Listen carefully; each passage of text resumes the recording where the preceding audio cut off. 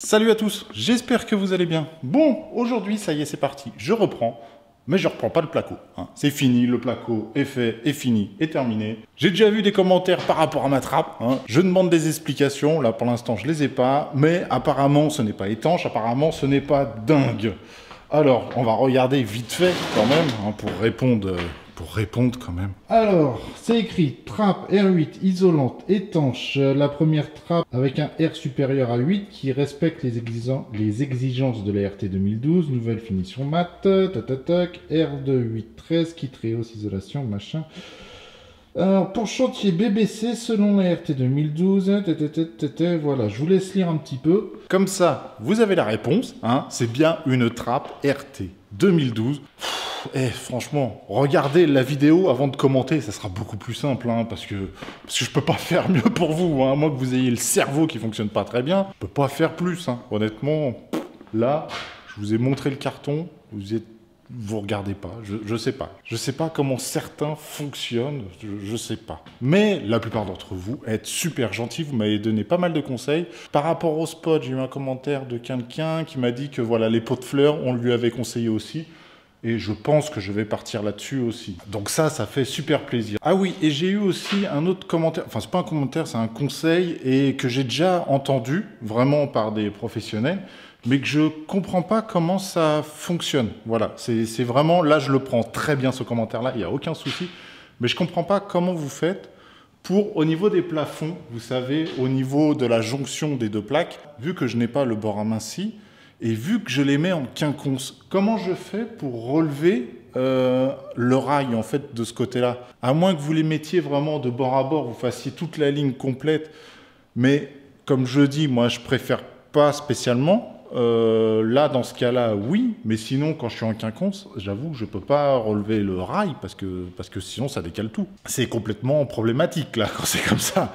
Donc non, là j'avoue, je pense pas que je puisse remonter ce rail-là, mais il est vrai que si on met tout aligné, je pense que la solution est bonne. Ça permet de faire une sorte de petite vague, et comme ça on remplit la vague avec de l'enduit, et ça permet que ça disparaisse. Là je dirais oui, et c'est vrai que j'ai déjà entendu ce commentaire-là, j'ai déjà entendu des gens parler de ça, comme quoi ils relevaient un peu le rail, et ça permettait de ne pas avoir la surépaisseur. Donc c'est plutôt cool. Pour ceux qui veulent faire ça, vous pouvez essayer, je pense que c'est un bon conseil. Je ne l'ai jamais fait, je ne sais pas comment ça fonctionne exactement, si ça rend bien ou pas, mais je l'ai déjà entendu plusieurs fois ce commentaire-là, donc ça doit être quelque chose qui est utilisé assez fréquemment. Ah ça y est, je viens d'avoir ma petite réponse, c'est en direct tout ça, j'ai ma petite réponse, en ce moment c'est mon petit jeu, je réponds un peu plus aux commentaires un peu rageux, ou alors qui n'expliquent pas forcément leurs commentaires. Voilà, argumenter, ça me va très bien, j'écoute, il n'y a pas de souci.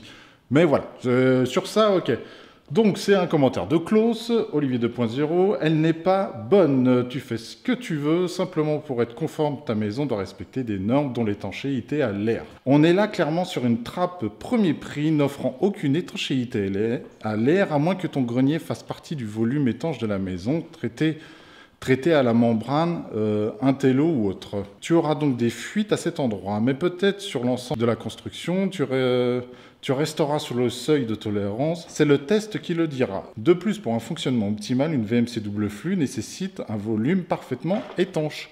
Je le sais, mais comme je le dis, je suis responsable de ce que je dis, mais pas de ce que tu comprends. Regardez réellement les vidéos, on peut faire des erreurs, mais en général, si je t'écris un commentaire de « je suis responsable de ce que je dis, mais pas de ce que tu comprends », re-regarde le petit passage de vidéo, un petit conseil, re-regarde, vérifie, et après tu verras. C'est vraiment, je te demande même pas de t'excuser, je te demande juste de prendre conscience de ce qu'on dit, tout simplement. Bon allez, c'est bon, j'ai assez joué avec les commentaires, moi je vais reprendre le boulot, donc j'ai installé mon laser. Mon laser qui est juste ici, je vais installer toutes les portes et les mettre en place. Alors, comme vous pouvez voir sur le rail, juste ici, j'ai fait un trait. C'est mon trait des 1 mètre. Je l'ai retranscrit un peu partout au niveau des briques. Je vous fais pas le tour, mais j'en ai mis un peu partout pour éviter de le perdre. Ce trait des 1 mètre a fait une énorme polémique pendant que je faisais les briques. Donc là, c'est bon. Là, je trouve une utilité à le mettre parce que j'ai plusieurs endroits, par exemple les portes, tout simplement. J'ai les portes à mettre au même endroit, partout, à la même hauteur. Donc là, on prend un trait de référence, donc c'est le trait, on explique ça, c'est le trait des 1 mètre, mais c'est juste une normalité. Si vous faites votre maison tout seul ou si vous êtes tout seul, vous faites un trait n'importe où, vous vous en foutez. Le plus simple, c'est toujours les 1 mètre, hein. C'est pour ça qu'on dit un trait des 1 mètre. Mais vous le mettez votre trait n'importe où et vous partez de ce trait-là, par exemple, pour mesurer les portes. Si vous voulez, par exemple, mettre des appliques et que vous voulez qu'elles soient toutes à la même hauteur, partez sur le trait des 1 mètre, comme ça vous permet de tout mettre à la même hauteur et que ce soit le plus propre possible. Pareil pour les interrupteurs et pareil pour les prises. En général, c'est pour ça qu'on les utilise. Voilà, ça permet à ça. Donc, ça c'est bon, c'est fait. J'ai fait mon trait des 1 mètre. Maintenant, juste au-dessus de ce trait-là, donc c'est le trait des 1 mètre, j'ai fait le trait ici, c'est ma hauteur de porte. Donc c'est ma hauteur de porte, vraiment le haut de la porte. Là, juste là. Et comme ça, je vais pouvoir installer les portes. Donc ça, c'est plutôt cool. Maintenant, pour installer les portes, vous allez voir, c'est plutôt simple, mais un peu chiant quand on est tout seul. J'avoue, sur ça, quand on est tout seul, c'est un peu compliqué. Donc déjà, pour installer une porte, je vais la tracer au sol. Mes portes font 80. Donc je vais exactement la mettre à l'endroit que je veux qu'elle soit, hein, classique. Donc je vais tracer mes 80. Et je vais couper le rail. Mais je ne vais pas couper le rail à ras de mon trait, à ras des 80. Je vais le couper environ, allez, je vais dire 15 cm plus loin, pour pouvoir replier le rail en fait sur le montant. Ça permet de solidifier tout l'ensemble, ça fait une jolie équerre et ça permet que tout tienne bien. Et je vais faire la même chose de l'autre côté et après bien sûr je mets le bâti en place. Et je le visse sur les rails, tout ça en le mettant de niveau, d'équerre et tout ça, c'est un peu chiant à faire. Surtout comme je vous dis quand on est tout seul c'est un peu chiant. Mais ça se fait, il n'y a pas de souci. Donc allez, c'est parti, je vais déballer une porte rapidement et je vais la mettre en place et on va voir ça ensemble, les étapes par étapes. Donc c'est parti.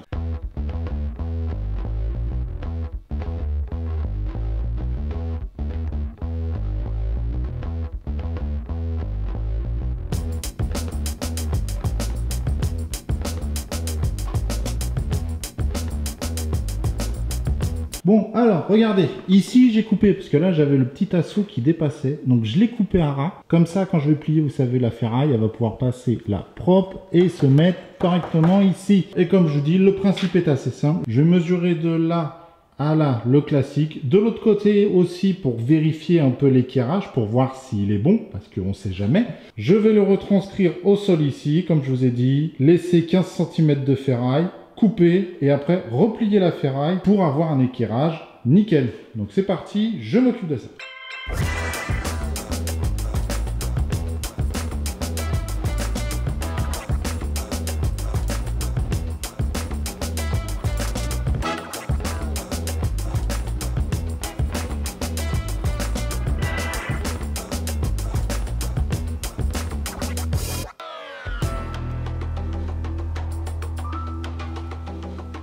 Bon bah ça, c'est mis en place. C'est pas encore fixé, c'est pas encore réglé, mais je vous montre rapidement le principe. Regardez, ici, j'ai coupé le rail et je l'ai juste replié en deux. Le seul truc qui me chagrine, moi, c'est que ça fait un peu une surépaisseur. Normalement, il aurait fallu que je fasse quoi, une coupe à 45. Mais bon, en soi, c'est pas grand chose. Quand je vais utiliser la pince à sertir, ça va serrer tout l'ensemble. Ça ne se verra pas, il y a des plaintes, il y a tout ça. Et surtout, à ce niveau-là, j'ai une dalle, donc ça ne se verra pas du tout. Donc voilà, là le but du jeu, ça va être de mettre déjà ce rail-là de niveau, droit, de niveau qui ne bougera plus. Après, ça va être au niveau de la porte, il va falloir que je la monte un petit peu et que je regarde un petit peu l'équerrage pour pas qu'il bouge, pour qu'il soit bien. C'est le seul truc à faire, il faut juste faire attention, faire ça correctement et prendre son temps. Parce que si vous ne faites pas ça proprement, tranquillement, quand vous remettez la porte, ça peut ne pas tenir, ça peut ne pas être droit, ça peut être chiant, tout simplement. Clairement, ça peut juste être chiant. Et si ça ne se met pas droit, bah, votre porte, vous avez du mal à la fermer, ou sinon, il faut la raboter de partout, et pour ça, c'est un peu chiant. Et comme je vous parlais, vous savez, des portes là. Donc ça, c'est la porte de salle de bain en verre. Bon, elle est en verre transparente, je voulais en verre fumé, ça n'existait pas dans cette catégorie-là. Donc, soit je laisse en verre transparent, c'est dans la chambre parentale, ça va pas, enfin voilà, c'est pas non plus la fin du monde. Ou sinon, il faut que je mette, vous savez, des papiers, le film là, pour que ça fasse fumer. C'est le seul truc, je verrai, mais ça peut se rajouter après, donc en soi, c'est pas très grave. Et comme je vous disais, au niveau des portes, je voulais des charnières comme ceci. Vous savez, que les charnières soient mises sur le côté, au cas où, s'il y a un souci, je peux travailler un petit peu sur cette partie-là pour monter, descendre la charnière. Je peux faire un peu ce que je veux. Pareil, sur le bâti, vous avez les charnières, elles sont comme ceci. Parce que parfois, vous avez des portes avec des charnières. C'est en général, je vous le dis clairement, c'est les portes premier prix. Vous avez des charnières, c'est vissé directement dans le bâti et vissé directement dans la porte. Et on ne peut plus rien faire dessus, on ne peut pas jouer un petit peu. C'est des charnières pas ouf. Je suis vraiment pas fan de ça. Vaut mieux mettre un petit peu plus cher et tomber sur des charnières comme ça. Enfin, c'est mon avis personnel, je préfère. Bon allez, c'est parti. Je mets tout ça de niveau et je continue tranquillement à monter tout l'ensemble. C'est parti.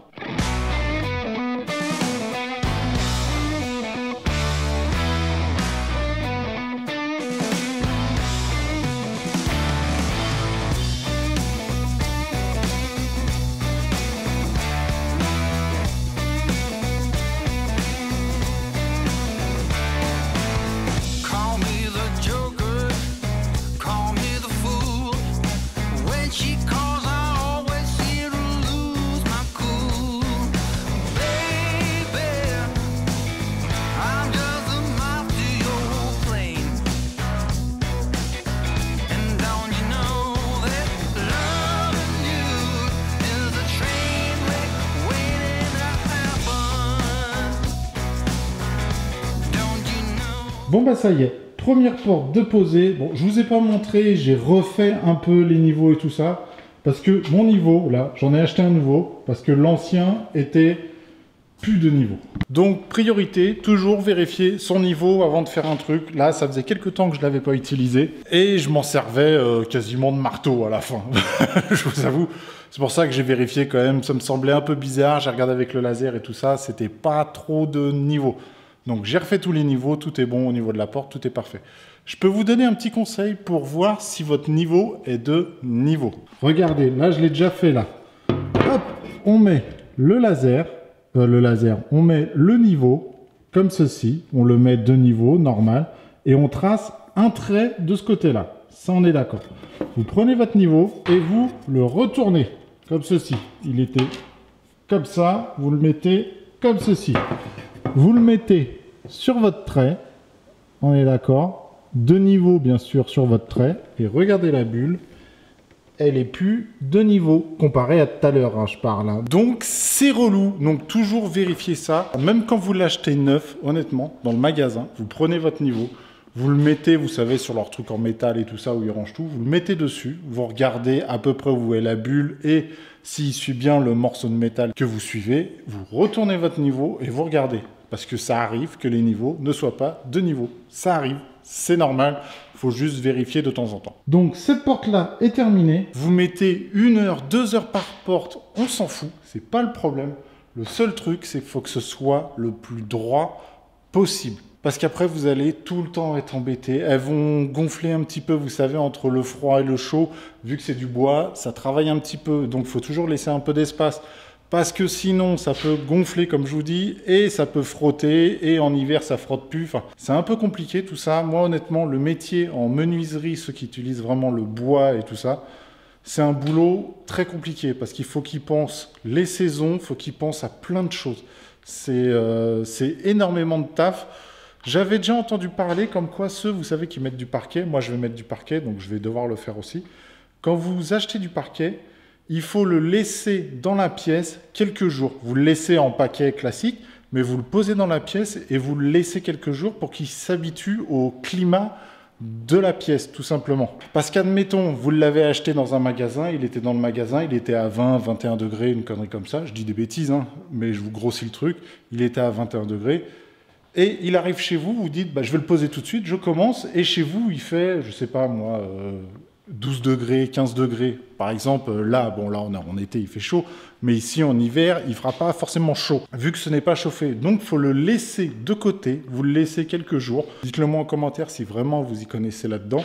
Mais il faut le laisser quelques jours à plat sur votre sol, qui prenne sa température. Vous voyez ce que je veux dire? Il va soit gonfler, soit dégonfler.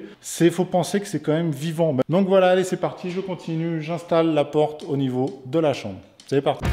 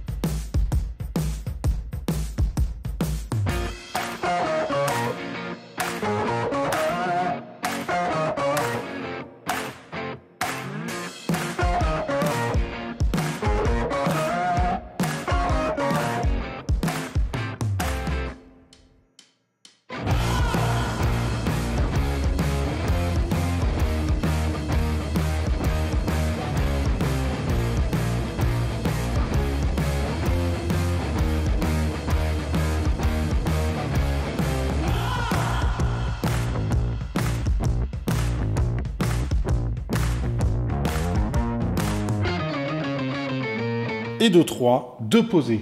Donc vous pouvez remarquer, là j'enlève les joints à chaque coup, les joints qui sont dans la porte. Tout simplement, vu que je vais peindre les portes, j'enlève les joints, ça m'évite de les abîmer et ça me permet aussi de régler correctement la porte. Je trouve ça plus simple en fait.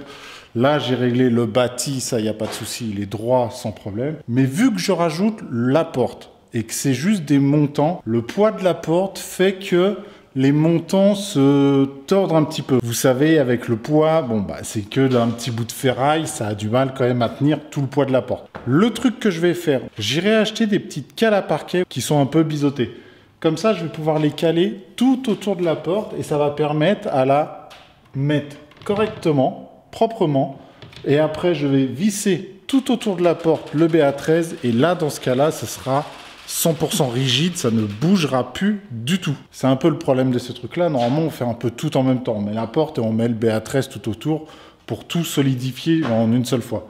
Là, bon, c'est comme ça. Et j'ai une question pour vous. C'est un truc que j'ai vu, c'est beaucoup dans les émissions américaines que je vois ça. C'est des bâtis de porte comme celle-là. Pas de souci, c'est les mêmes bâtis. Sauf que là, sur le côté, regardez. C'est des bâtis de porte, en fait, sur le côté, là, c'est tout lisse. Ici, nous, vous regardez, on a une sorte de petite gorge là. C'est vraiment une toute petite gorge, mais relou. Alors que eux, vraiment, c'est tout lisse. Et comme ça, je trouve que l'avantage, en fait, c'est comme des bâtis de porte de fin de chantier, mais c'est pas encore le même style. Je suis pas fan des bâtis de porte fin de chantier où c'est pris en mode gorge de chaque côté. Je suis pas trop fan de ça. Là, c'est vraiment un bâti que tu fais ton BA13, tu fais ton ouverture classique. Tu la calcules bien, forcément, par rapport à la porte. Et après, tu viens mettre ta porte dans le trou et tu viens visser. Tu viens visser vraiment dans le bâti là, qui vient visser dans le rail. Et si jamais tu as un petit écartement, ils mettent une petite cale et ils sont tranquilles. C'est vraiment le montage un peu de bâti de porte fin de chantier. Mais d'après ce que j'ai pu voir, après, il y a tellement de portes qui existent que je les connais vraiment pas toutes. Et j'ai regardé vite fait, vous voyez ce que je veux dire. Le truc des portes fin de chantier, je trouve, sur le côté, ici, au niveau du BA13, un truc super épais, super large et pas très joli. Voilà, honnêtement, je trouve pas ça très joli. Moi, ce que je préfère, c'est un truc, voilà, comme ça, nickel, droit. Si possible, ça aurait été mieux que ce soit droit. Mais après, je peux choisir la plinthe, le MDF que je mets tout autour. Si j'ai envie de mettre une moulure, je mets une moulure. Je fais ce que je veux. Alors que, en général, sur les bâtis de porte fin de chantier, déjà, elles sont pas forcément en bois. Vous avez des motifs, vous avez juste un motif. Et je suis pas trop fan. Voilà. Maintenant, je ne connais vraiment pas toutes les portes. Je ne connais vraiment pas tout ça. Bon, allez, c'est parti. Je continue. Je continue d'installer les portes. Mais ça prend forme, hein. Regardez. D'ici, voilà. Là, vous avez la porte de la chambre. Une autre porte de chambre. Ici, bon, il manque la porte, mais il y aura la porte. Ici, ça sera la porte de la salle de bain. Et ici, là, je ne sais pas encore à quel endroit. Plus à droite ou plus à gauche. Je ne sais pas. Normalement, ça sera plus à droite. Il y aura encore une porte pour entrer dans la chambre. Et après, au niveau du luminaire, comme on en parlait la dernière fois, il y aura des lumières, vous savez, sur ce mur-là, sur le mur-là, et sur le mur ici, le mur de la salle de bain, il y aura deux petites lumières avec un meuble à ce niveau-là. Je pense que ça peut être vraiment sympa et avec des moulures, avec des choses, mais pas des moulures à l'ancienne Louis XIV. Des moulures un peu plus modernes. Pour ceux qui regardent beaucoup des vidéos sur internet, regardez style Studio McGee et tout ça, c'est des moulures un peu dans ce style-là, un peu à l'américaine, je trouve. Enfin, moi j'appelle ça à l'américaine parce que je vois beaucoup ça dans les émissions américaines, pas forcément dans les émissions françaises. Mais regardez, si je peux vous conseiller, niveau décoration, regardez Studio McGee sur YouTube. Et c'est aussi sur Netflix, c'est Home, je ne sais plus trop quoi. Vous tapez McGee, MC... G-E-E, si je me trompe pas, c'est ça. Et sur Netflix, et vous tomberez sur une émission, c'est Home, je ne sais plus, je ne dis pas de bêtises. Il y a 3 saisons de 6 épisodes et franchement, j'aime beaucoup. Je vous passe le détail de trucs où on voit sa vie de famille et tout ça. C'est un peu un petit show à l'américaine, mais niveau décoration de maison, enfin, il y a des maisons... des trucs de 1000 mètres carrés, des trucs énormes.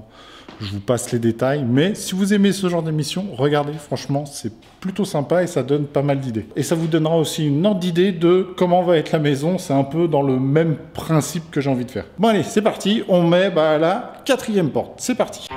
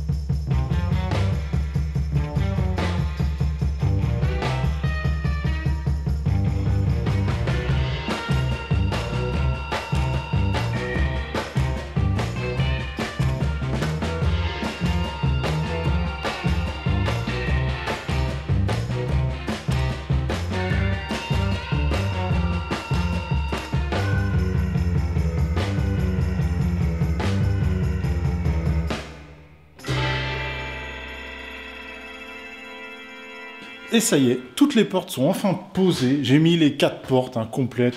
Je vous ai pas filmé la dernière porte, ça change rien du tout. C'est exactement la même chose que pour toutes les autres portes, il n'y a pas de souci. Donc maintenant, ce que je vais faire, c'est faire un peu l'équerrage le plus précis possible et pour éviter que ça ne bouge de trop quand je vais faire le placo. C'est-à-dire, regardez, je vous l'ai expliqué, ici j'ai un joint un peu gros comparé à là, où il est beaucoup plus petit. Et comme vous pouvez voir, là-haut, j'ai un joint qui est plus gros côté gauche par rapport au côté droit. On s'en rend pas bien compte à la caméra, mais je vous le garantis que c'est un peu plus gros. Mais ça, c'est à cause tout simplement le poids de la porte. Comme je vous l'ai dit, c'est pas juste le rail qui tient toute la porte, c'est aussi un peu le placo qui renforce tout l'ensemble. C'est comme, c'est l'exemple comme le meuble Ikea, vous savez, le petit morceau de carton qu'on met derrière un meuble, c'est ça qui tient un peu l'équerrage de tout le meuble. C'est le même principe. Le placo va tenir aussi l'équerrage par rapport au ferraille. Il n'y aura pas de poids sur le placo. Le placo ne va pas bouger. C'est juste que lui, là, le montant, il est très fin. Donc, regardez, il bouge toujours un petit peu. Tant qu'il n'y a pas le placo, il peut tout le temps bouger. Donc, pour ça, c'est normal. Et avec le poids de la porte, ça l'arrondit un petit peu. Donc, pour résoudre un peu ce problème-là, je vais mettre des cales à parquet. Tac, elles sont où? Je les ai perdues. Voilà, elles sont là. Vous savez, des petites cales à parquet classiques. C'est, vous savez, des petites cales comme ça, un peu biseautées. Commence, je crois, à, on va dire 6 mm, 7 mm, jusqu'à 1 mm. Donc, ça permet tout simplement de bien les caler, droite, gauche, de faire l'équerrage de la porte proprement. Mais je vous montre ça. Donc, comme je vous dis, ici, j'ai un joint très fin par rapport au joint qu'il y a ici. Ici, je passe, regardez, la cale, je prends le côté le plus gros. Bon, ça rentre pas le côté plus gros. Bon. Ici, voilà, regardez, je rentre quasiment toute la cale. Et ici, je peux ne pas la rentrer du tout. Le but, tout simplement, c'est de relever un petit peu la porte. Caler la cale. Hop. Et voilà. Là, normalement, elle est un peu plus d'équerre. Je vais même en mettre un peu plus. J'en rajoute aussi un petit en bas, un petit en haut pour faire l'équerrage le plus propre possible.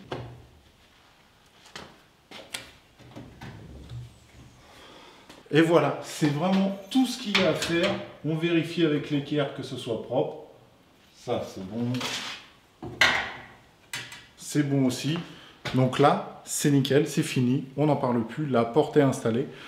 Et je pourrais la réouvrir réellement quand il y aura tout le placo et vérifier que rien ne bouge. Après, voilà, il y aura toujours moyen de rattraper s'il y a un défaut. Vu que c'est du bois, c'est du pain. Ouais, oui, c'est du pain. S'il y a un défaut, je vais pouvoir raboter le dessous, les côtés. Je peux faire un peu ce que je veux. C'est aussi l'avantage de ça, des portes en bois, contrairement à des portes, pas en plastique, mais des portes recouvertes avec un plastique. C'est, on peut rien bouger dessus, on peut rien faire de spécial. Si vous rabotez, vous flinguez le plastique. Là, c'est l'avantage de ça. Je vais pouvoir les raboter, faire un peu ce que je veux s'il y a un problème. Normalement, il ne devrait pas y avoir de problème, mais je dis bien toujours s'il y a un problème. Comme ça, je les fais toutes propres et après, je les peins en même temps que tous les murs de toute la maison et tout ça. Et ça c'est cool. Bon, allez, moi, je vais terminer vite fait de faire tous les carrages de toutes les portes et après, on voit ce qu'on fait. Je ne sais pas encore. Je pense que je vais ranger encore un petit peu le chantier parce que là, il y a encore un petit peu de bazar. J'en ai remis un petit peu partout, forcément, je travaille. Donc, je remets au propre et après, je pense que je terminerai, vous savez, le dessus des portes. Il faut bien sûr que je rajoute quelques montants, quelques ferrailles. Donc, je pense que je terminerai ça et après, à l'étage, ce sera fini. Toutes mes ferrailles seront finies. Tout ça, ce sera terminé. Et après, la seconde étape, ça sera tout ce qui est électricité, plomberie, VMC c'est déjà passé donc ça c'est bon, mais électricité, plomberie et après je peux passer au rez-de-chaussée tranquillement et ça c'est cool hein, honnêtement c'est plutôt cool, ça avance bien. J'aurai quasiment fini mon étage là dans pas longtemps. Bon allez, sur ce je continue, je fais mes éclairages de porte et je vous retrouverai après directement. Ça sert à rien que je vous filme ça, ça change rien dans tous les cas. Je fais exactement ce que je vous ai montré. C'est parti. Bon bah ça y est, je viens de ranger le petit chantier, j'ai fait mes portes et tout ça, tout est cool. Maintenant, ce que je vais faire, comme je vous dis, je vais faire les montants au-dessus de la porte. Donc, c'est pas compliqué. Pour ça, je vais mettre une semelle ici. Juste là, je vais avoir une semelle.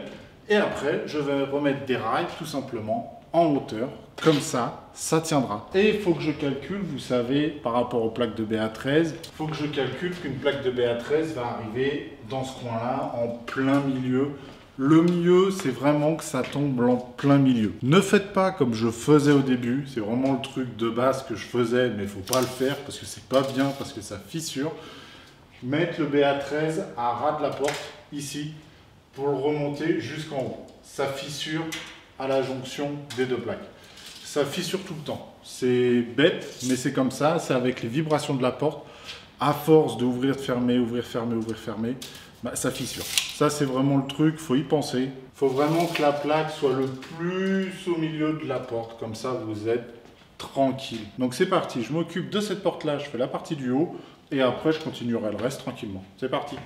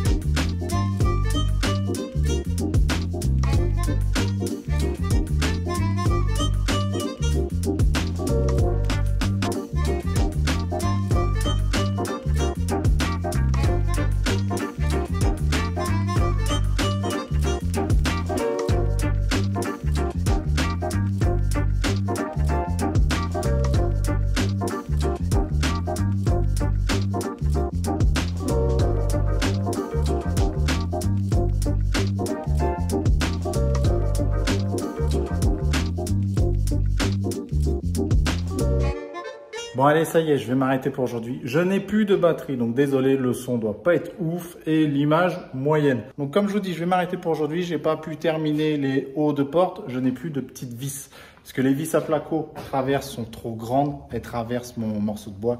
Donc c'est un peu relou. Donc je terminerai ça rapidement la prochaine fois. Et dans la prochaine vidéo, normalement, bah, c'est un peu d'électricité, un peu de plomberie, un peu de tout ça. Voilà.